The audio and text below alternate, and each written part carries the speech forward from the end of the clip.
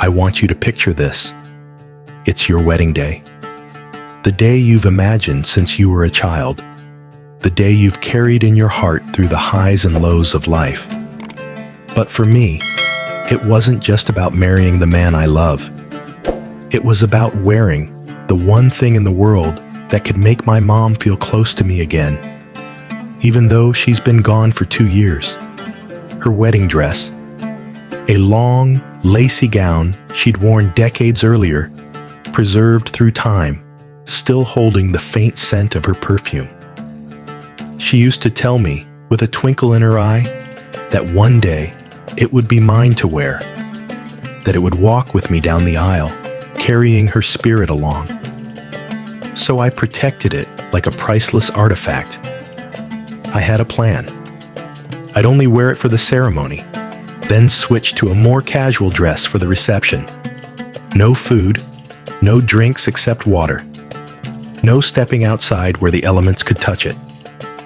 It hung upstairs, in a private room above the venue, away from the chaos. Safe, untouchable. My bridesmaids knew all of this. They knew my rules weren't about being uptight. They were about love, about loss, about holding on to the one irreplaceable thing I had left from my mother. That morning, the room upstairs was my sanctuary.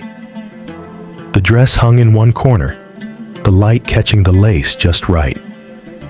I stepped out briefly, heading downstairs to handle some last-minute wedding details.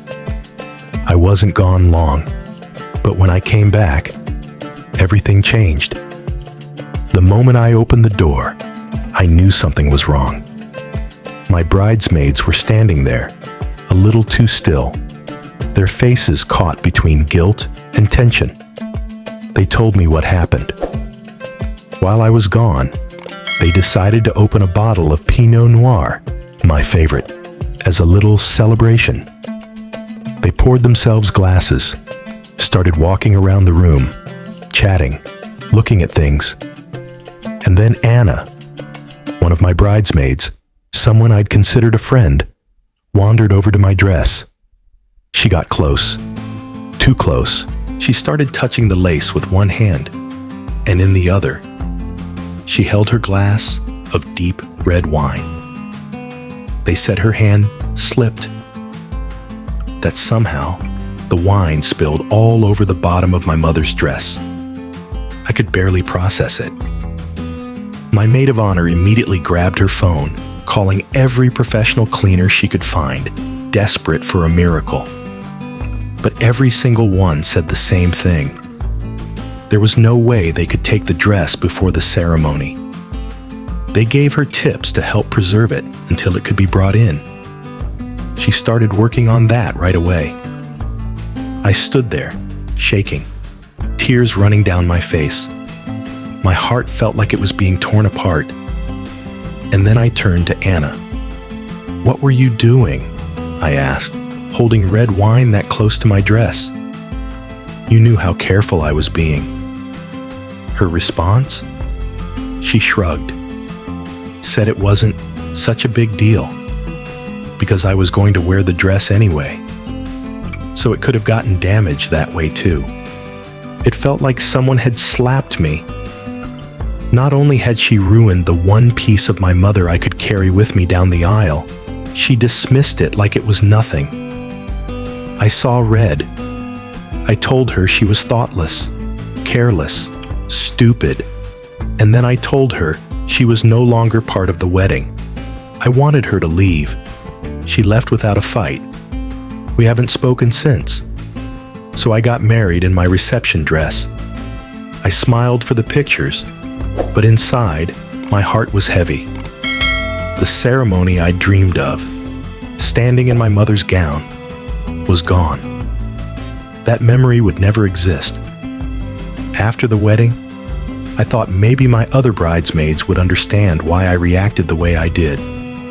But instead, they joked that I'd been a bridezilla, that Anna had just made an honest mistake, and I'd overreacted, and I can't help but replay it in my head.